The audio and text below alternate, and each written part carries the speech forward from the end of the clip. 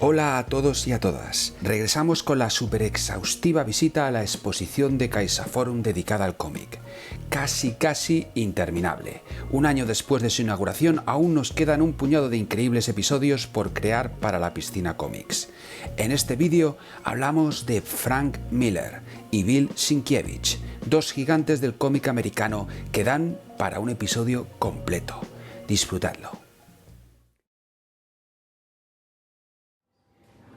Vamos a ver esta parte de la sala, ¿no? Que es la última ya que vamos a comentar de los superhéroes, la generación de los 80. Sí, aquí hay un par de revoluciones. Sí, se empieza la sala con Superman y Batman, que son con los que se inicia el género de superhéroes. Luego tienes el momento clave de Marvel con Kirby y Ditko. Y el final de la sala sería el cambio de paradigma, que es cuando aparece Miller, Frank Miller y Watchmen, ¿no? Alan Moore, sí, claro, que son los que cambian todo el género de los superhéroes. Es interesante, hay una portada aquí de Capitán América de Frank Miller y Rubenstein que podemos ver un poco para ver cómo luego cambia el estilo Miller. Frank Miller empieza Marvel en el año 79, con 22 años.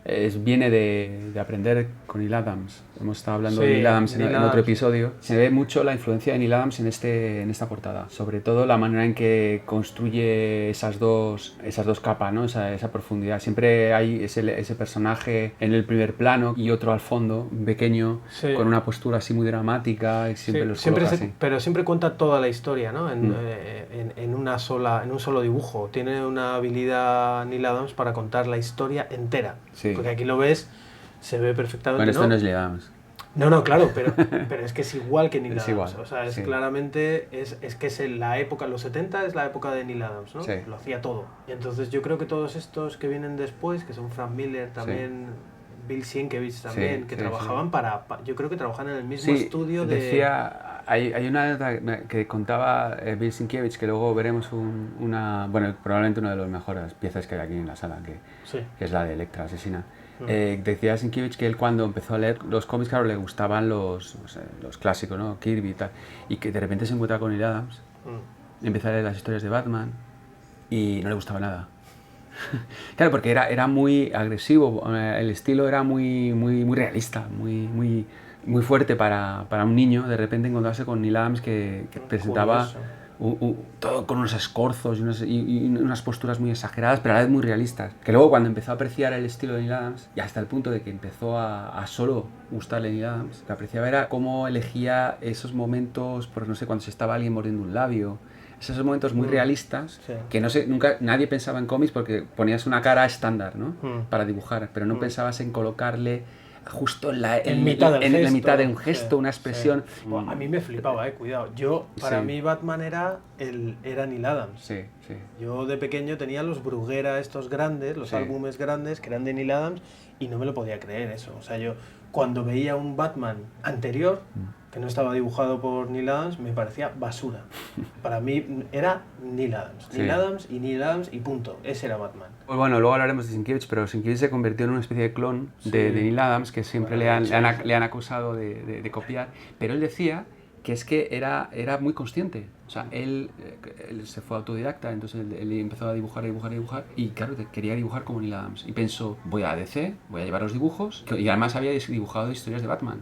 Y voy a presentar esto y voy a decir, quiero... Pero le cogieron en DC porque no, en DC no le cogieron. Entonces fue a Marvel unos dibujos de Neil Adams que había hecho de Batman y le cogieron en Marvel.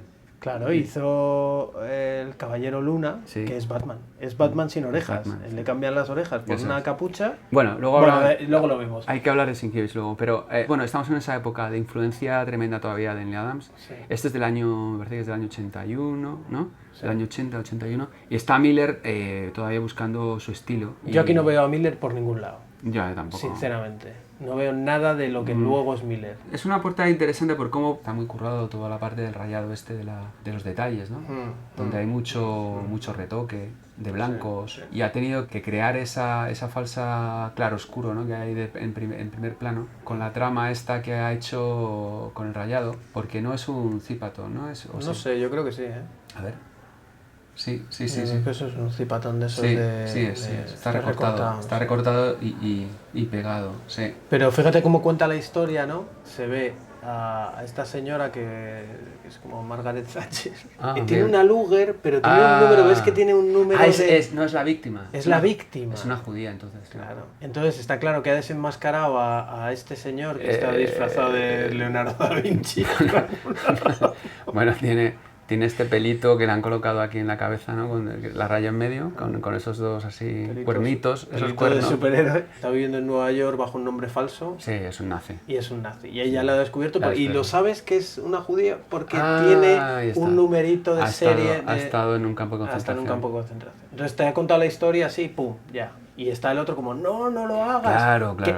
Sí, vas a ir a la cárcel y todo eso. Vas a ir a la cárcel, sí, no pero merece la pena. ¿cómo ha colocado el cristal ese roto que se convierte en la luz, en las rayas de expresión, ¿no? De shock? Exactamente. Pero es un cristal roto. Sí. Eso es un detalle chulo, sí. Porque eso lo hacía... Es que esto es un dibujo, parece de Neil Adams. A mí me dices que esto es Neil Adams y te digo que sí. A ver, lo que tiene también de Neil Adams, o lo que tiene mucho de esa época, es que el superhéroe está en un segundo plano y lo que hay en un primer plano son personajes secundarios y además con un elemento muy realista que es una pistola. O sea, aquí no hay puñetazos, rayos cósmicos, sino que... Sí, además está en una situación el superhéroe en la que no va a poder. Sí. Que eso es muy típico, no puede. Muy típico de esa época. O sea, está sufriendo porque él no... hay una impotencia ahí, no es Superman que lanza un rayo y... No, es como, oh Dios mío, esto les va a matar. Piensa que Capitán América unos años antes habría lanzado el escudo y la Luger se habría salido volando. Es decir, que hay una impotencia del superhéroe. Bueno, unos años antes es él dándole una patada en la cara al nazi. Sí, claro. Directamente. Habría llegado esta historia es muy compleja, es mucho más compleja. Sí. Pero que hay un nivel de realismo que se ve ya en la portada, de cambio de época, porque lo que está puesto en primer plano podría ser una portada de una historia de crímenes, Pulp, donde Capitán América podría ser un detective. Perfectamente, sí. Con un sombrero de ala y con gabardina, que acaba de entrar por la puerta y le está diciendo que no le mate, pero que no es un superhéroe. La portada en sí es de una historia criminal Pulp de cazadores de nazis, pero donde aparece un superhéroe detrás, pero que es casi anecdótico. Claro. Y ese es el cambio sobre todo que trae esta gente de los 70. Sí, que trae Neil Adams, ¿no? Que es el primero que mete un yonki, ¿no? En Green Arrow, ¿no? Que su Robin, que no me acuerdo cómo se llamaba ahora, pues es un yonki y le descubre. Y es una portada muy parecida a esta, pero en vez de una señora con una pistola es que se está chutando y el otro diciendo no lo hagas. Yo creo que es la misma postura. Pues... Luego lo vemos. Sí. El otro ejemplo que hay aquí de página, hay un asalto brutal, porque después Frank Miller, cuando entra en Marvel, cogió una serie que estaba en capa caída, que era Daredevil, ¿no? Daredevil no era un superhéroe que no... Había tenido una etapa con Jim Collan muy larga, que Jim Collan también trae un cierto realismo al personaje, que tiene algo de fotográfico también, tipo Neil Adams. Pero era un superhéroe que languidecía. Le pasó también a Sienkiewicz cuando coge el Caballero de Luna de los Nuevos Mutantes, que cuando les ofrecen una serie muy famosa hay mucha presión corporativa, ¿no? Están todos los, como los llaman ellos, los suits, los de los trajes ahí arriba en el piso en 28º, que no entienden nada y solo les preocupa las ventas. Claro. Entonces te hunde la carrera. Claro. Pero si coges un personaje que no está vendiendo nada, no tienes nada que perder. Claro. Entonces empiezas a experimentar. Cuando Miller empieza con Daredevil, lo que introduce en Daredevil es todo ese mundo criminal que a él le fascina, ¿no? El mundo del cine negro, y utiliza un personaje que es un personaje fallido, un antihéroe, ¿no? Porque lo que Miller trae vamos a ver la página que hay aquí, que pertenece a una época de Daredevil ya muy avanzada. Porque que este estilo a mí me encanta, pero no es el primero con el que empieza. No, él empieza más parecido a Neil Adams. Sí, no tan copia. No, porque aparte él no sabía dibujar también. No. Miller se nota mucho cómo va mejorando en su dibujo, pero además es un artista que encuentra su estilo, porque él no tiene la facilidad ni el talento realista anatómico así que tiene el Neil Adams. O sea, él no le interesa eso, pero él lo convierte en un estilo, porque él lo que le interesa es Él decía que cuando empezó a trabajar en los cómics, él quería introducir mayor movimiento. Le parecía que el movimiento era sexy, todo se tenía que mover, que en realidad viene de la escuela de Kirby, o sea, de que todo se mueva, de que haya mucha acción. Pero lo que ocurre es que ese movimiento lo empapa de un cierto realismo sucio, que le viene muy bien a un dibujo que nunca acaba de ser perfecto.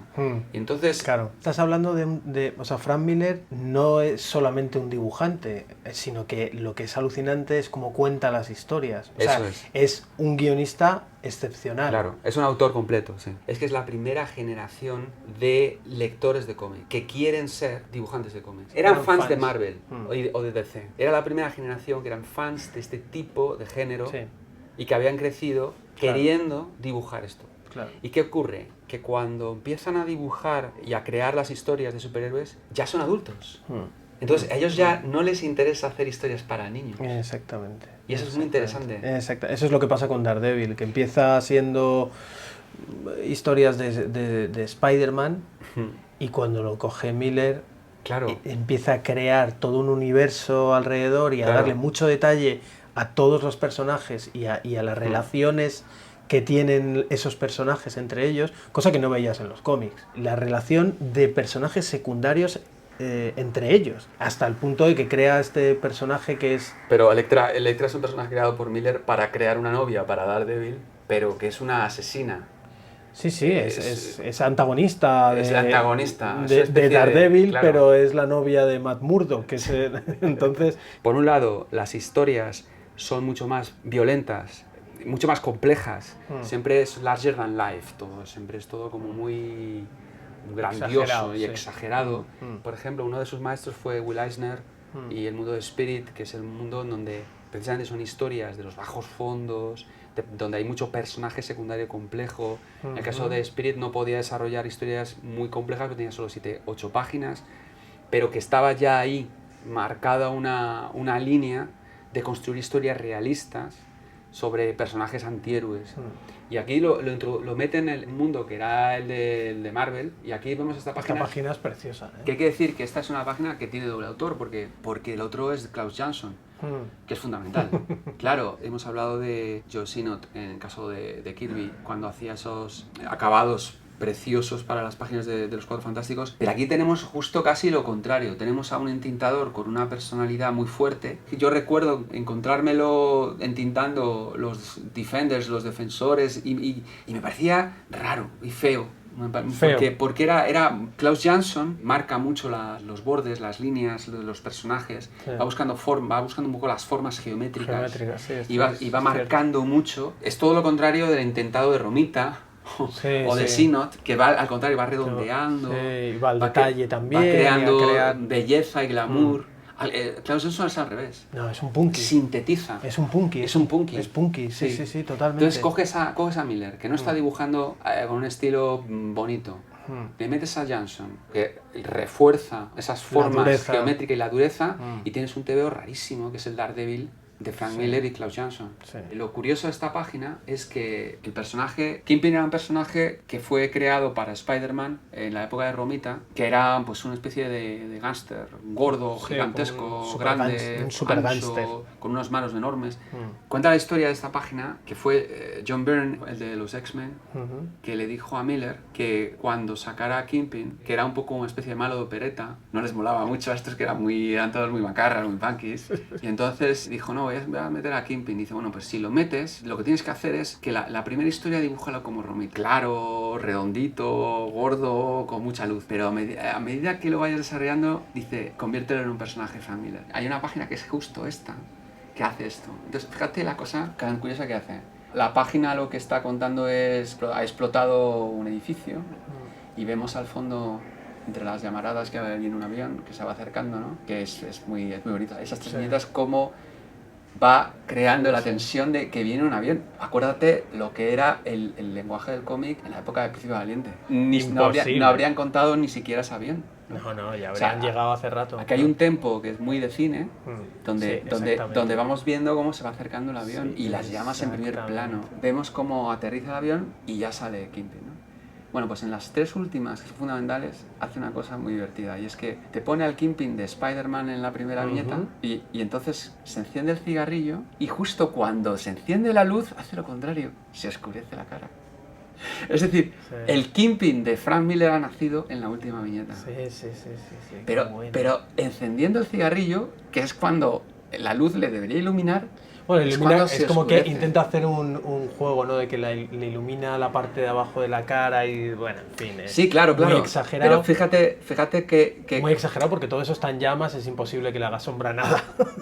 Claro. Delante tiene un fuego bestial. Claro, pero fíjate cómo la primera viñeta parece que parece que puede estar en plena luz del día, y cómo en la última viñeta estamos ya en Sin City. Es Miller. Sí, es Miller. Y entonces ya tenemos a Kingpin, que Kingpin se convertirá en esta especie de señor del crimen, ¿no? Que ya no hace falta que tenga superfuerza ni poderes, porque el poder es que controla todo el crimen, y controla los tentáculos del underground que va a destruir a Matt Murdock y a Daredevil. Entonces eso es lo que da miedo. Claro. Los poderes no le importan, lo que importa es el poder real, criminal. Sí. Y ahí le convierte en esta viñeta. La página me encanta con el to be continued, ya para mí es perfecto, ¿no? O sea, que acabe así. Tú fíjate, esa viñeta donde sale del avión, que son 4 trazos, ¿no? Me encanta. O sea, no puede ser más sintético, que además no termina la línea, deja las cosas, la pierna de Kingpin la deja medio, porque hay luz, ¿no? Sí, es como deliberadamente escueto. Bueno, ¿no? Porque fíjate que luego ha corregido unas cositas que no le gustaban, está a propósito hecho tan sintético y con lo mínimo. Un estilo que están creando, ¿no? Jansson y Miller harían la obra maestra, que sería The Dark Knight Returns, que es la página que falta en esta exposición, claramente, porque tienen un Watchmen, pero no tienen un Dark Knight, es lo que faltaría, que está ya construido un poco a partir de del estilo que vemos en esta página. Si ya pensamos en Dark Knight, yo estoy pensando ya en esto.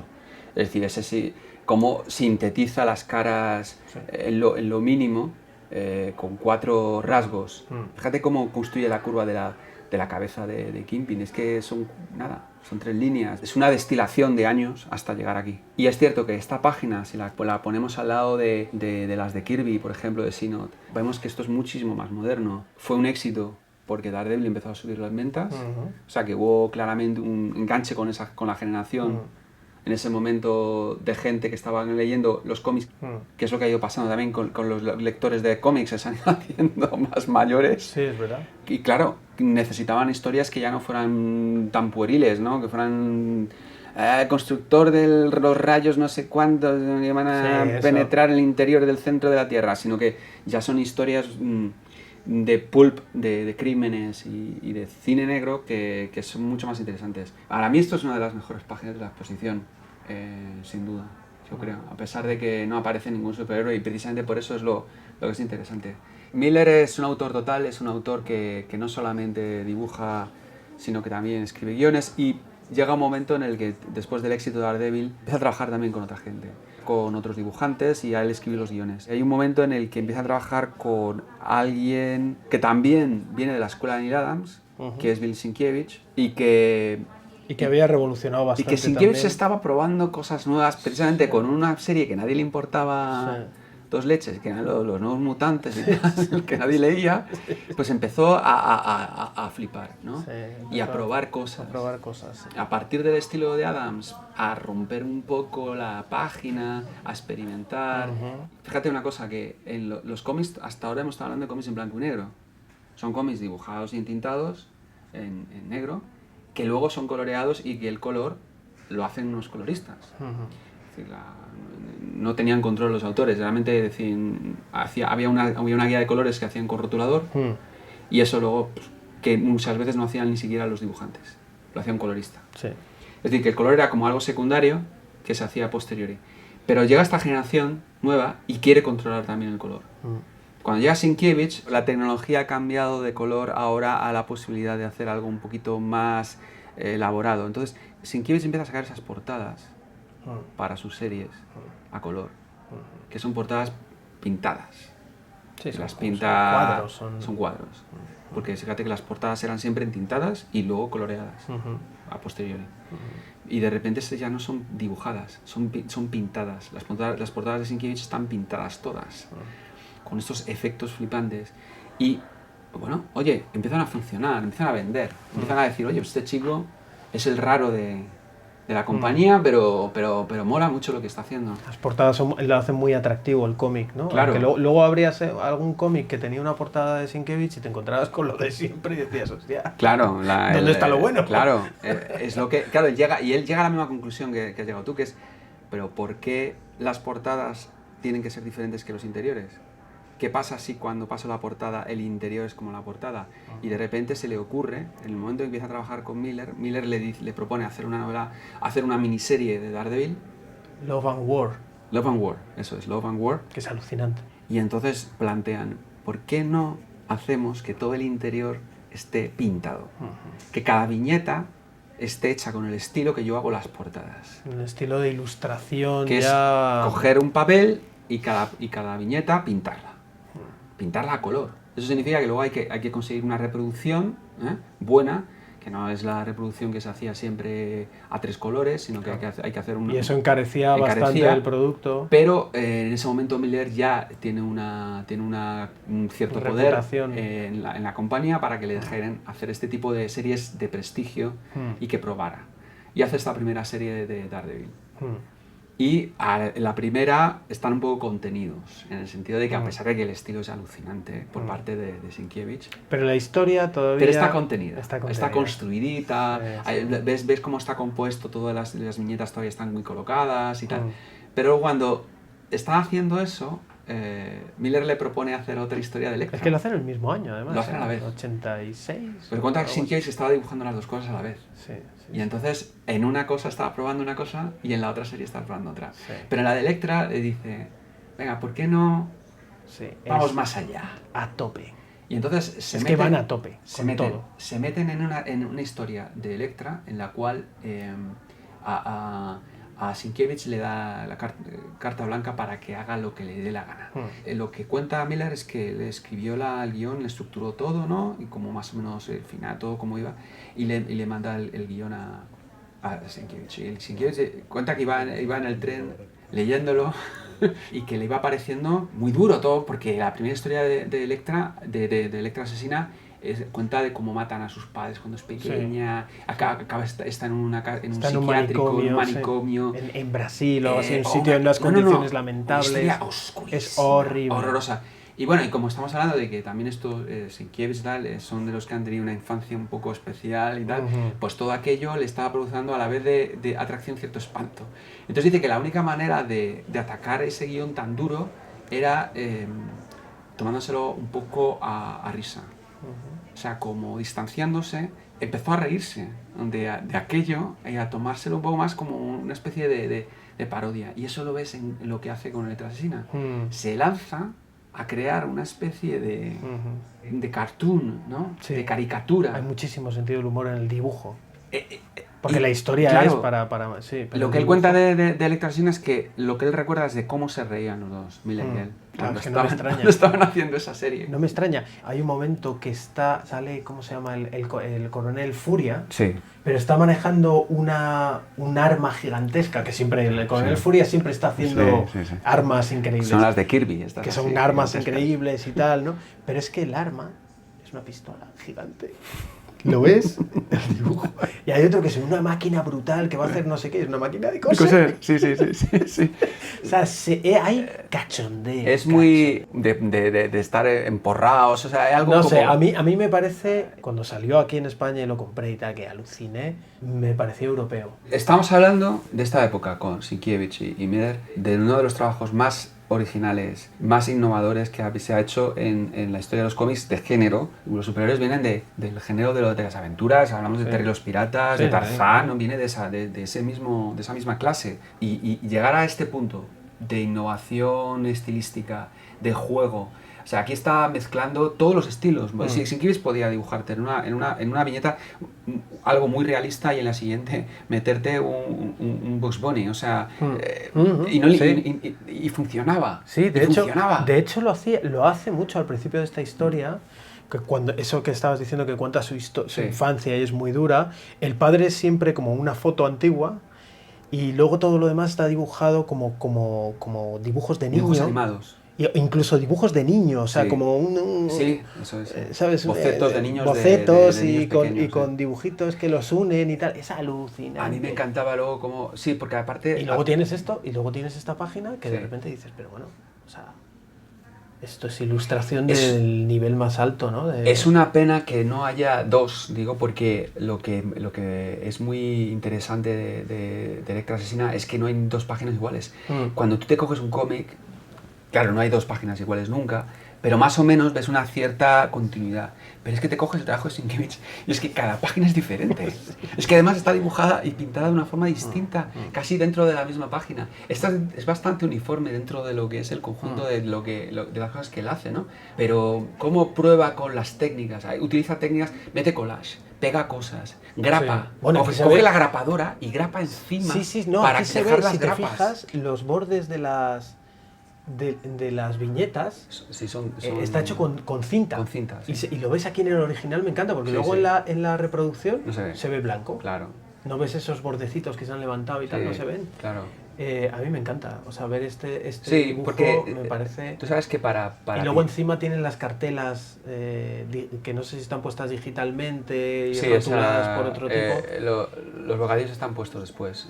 Bueno, aquí vemos a Electra, que es la protagonista, que es la asesina, que es la antigua, ¿no?, novia de Daredevil, que aquí no aparece Daredevil en esta historia para nada. Y aparece este personaje de Gareth, que es buenísimo, con este pelazo y este bigote. Es increíble el personaje. Y aquí está retratado de una manera como con una ilustración un poco como de publicidad, ¿no? Storyboard, así de publicidad, ¿no? Publicitario. Sí. Pero luego tienes una mitad al lado en donde a lo mejor es un cartoon de Dick Tracy. Con unos hombros gigantescos, una cabeza pequeña. Sí. O sea, hace lo que le da a la santa gana. Sí. Tú te lees Electra Asesina y yo creo que te enteras de la mitad de lo que... Muy complicado. Porque eso tiene que ver mucho también cómo estaba hecho. Porque entroncando con lo que contaba antes de los guiones, cuando los estaba leyendo, cuando él recibe el primero, pues entonces se pone a dibujar. Y cuando empieza a dibujar, pues empieza a dibujar lo que le da la gana. Y él tiene una cosa muy buena con Miller, es que tiene confianza, o sea, de que Miller sabe que le va a dejar. Porque hay otra gente que igual se mosquea y dice, no, está puesto en el guión. Pero él llega y a lo mejor le ha planteado una escena en la que sale Electra de niña, no sé, y a lo mejor es una escena que se resuelve en viñetas y él hace una página entera con eso. Porque dice, no, esto lo voy a desarrollar. Entonces, cuando Miller recibe las primeras páginas de Electra, pues flipa. Porque dice, no me lo creo, lo que está haciendo ese tío. Y en vez de mosquearse, al contrario, se empieza a pensar en cómo puede utilizar lo que está haciendo Sienkiewicz para desarrollar la historia hacia otro lado. O sea, que le influye en el guión, el dibujo influye en el guión. Entonces empieza una especie de baile entre los dos, en el que uno está escribiendo los guiones, le está mandando eso a Sienkiewicz, Sienkiewicz está desarrollando un poco eso como le da la gana, lo recibe Miller a partir de ahí se pica para continuar por otro lado, porque a lo mejor no tenía pensado llevar la historia, pero le ha dado ideas, y empieza esa especie de baile, que es lo que al final ves el cómic, y es un cómic lleno de 1000 capas, que es muy difícil de leer de una, porque claramente ves cómo los dos están desarrollando la historia de una forma, pues improvisando. Hay mucho de free jazz aquí, o sea, claro. Y permite un cómic que tenga que puedas volver a él, no solo gráficamente, porque es claro, tardas mucho también en leerlo, porque es que hay una densidad en el trabajo, pues, sino también en la historia, pero porque está hecho de esa forma, está de esa forma, esa colaboración donde no ha escrito un guion no está grabado en piedra, sino que ha ido fluyendo y ha ido viendo Miller cómo utilizar el talento de Sienkiewicz para forzarle todavía a ser más loco. La página es preciosa. Mira cómo utiliza el aerógrafo, ¿no? Para meter esos degradados. ¿La sangre qué son? Son esas manchas muy de Ralph Steadman, el que hace el ilustrador que es el que utilizaba mucho las gotas de tinta así, ¿no? Sí. Y las lanza de esa forma. Le encanta. Y le encanta ese tipo de cosas, porque de efectos guarrea, así, de guarrear. Guarrea mucho, ¿no? O sea, tú estás viendo que es sangre, pero claramente ves que son manchones de acuarela o de pintura, ¿no? Y hace que seas muy consciente de la técnica a la vez que estás viendo, ¿no? Que es sangre. Eso es muy bonito. Eso es también muy, muy moderno. Una cosa que luego hablaremos ahora de Mignola, pero Sienkiewicz es también un maestro de la utilización de los espacios negativos. O sea, aquí, por ejemplo, construye la silueta de Electra de una manera muy geométrica, con esos bordes tan perfilados, tan marcados y tan geométricos, y luego cómo mete ese primer plano de siluetas también que son casi cuadraditos, o sea, va construyendo a base de cortes, ¿no? De hecho, hay muchas páginas que incluso pega trozos de papel recortado para construir los personajes, o sea, es un collage. Y aquí ves también que esto podría ser también un collage. Y luego tienes esa viñeta en medio, preciosa, fíjate esa atmósfera que hay allí. Sí. Luego cómo ha pintado la línea del cigarrillo, del humo, ¿no? Que eso está hecho con una vez mete lápiz, mete de todo, mete rotuladores. Yo lo he visto también en algún vídeo así mete cera, que dibuja con un rotulador encima y luego mueve la tinta rápidamente así con el dedo y crea unos efectos. O sea, es un maestro. Pero para hacer esto, y sabes lo difícil que es hacer algo, ya es difícil pintarlo, dibujarlo, ya es difícil entintarlo, pero imagínate pintarlo. La puedes cagar en cualquier cosa, la puedes cagar en el fondo, la puedes cagar con el aerógrafo, puedes cagarla al meter la sombra en la cara. O sea, aquí no hay esos blancos con témpera blanca para tapar que ves en las páginas de Will Eisner. Aquí no hay nada de eso. Aquí hay, si no te sale, mira la corbata del muerto, ¿no? Sí, que es un vídeo que están viendo y mira la corbata cómo está hecha. Sí, porque son una serie de manchas con... ¿Ves las rayas? Sí. Y además se ha salido, quiero decir que eso era muy punky. Ese es el estilo punky suyo unas también. Unas pinceladas a la primera, tac, sí. Y mira la sangre, que parece sangre, como una especie de flor, ¿no? Que le sale unos pétalos de rosa, de amapola. Pero claro, luego la expresión de la cara está tan bien hecha, las narices, ¿sabes? Los brillos, es tan de ilustración, no sé, de publicidad. Claro, es lo que te decía. Fíjate la última viñeta, compara las dos caras, son diferentes. El estilo de Nick Fury es como, no sé, casi Dick Tracy, o sea, es un cuadrado. Sí, es un cuadrado. Y cambia el otro, cómo ha modulado mucho más, ¿sabes? Las sombras. O sea, le da igual. Todas las páginas de este libro son increíbles. Todas. Es una obra maestra del gráfica. A mí lo que me gustaba mucho también de Sienkiewicz era como, por ejemplo, aquí en la acuarela metía el perfil dibujado de la cara, que se veía, ¿no? Que recortaba, cómo recortaba. Y aquí, por ejemplo, no hay onomatopeyas, pero las onomatopeyas de Sienkiewicz que mete raya, ¿no? O que mete rotula encima de la página y mete una onomatopeya y la marca y le mete mucha textura. Es una barbaridad, es una preciosidad. Sí. Esta página me encanta, es la que más me gusta. Luego tienes un personaje en rojo que te permite también pues, que se te vaya la vista allá donde va, que es algo que tenías con Daredevil y lo vamos a ver ahora con Mignola y Hellboy. Claro. Volvemos pronto para terminar el repaso a la historia del cómic de superhéroes con Mike Mignola, Alan Moore, Dave Gibbons, Bernie Wrightson y Kevin O'Neill. No olvidéis suscribiros para ayudarnos a seguir esta aventura de la Piscina Comics.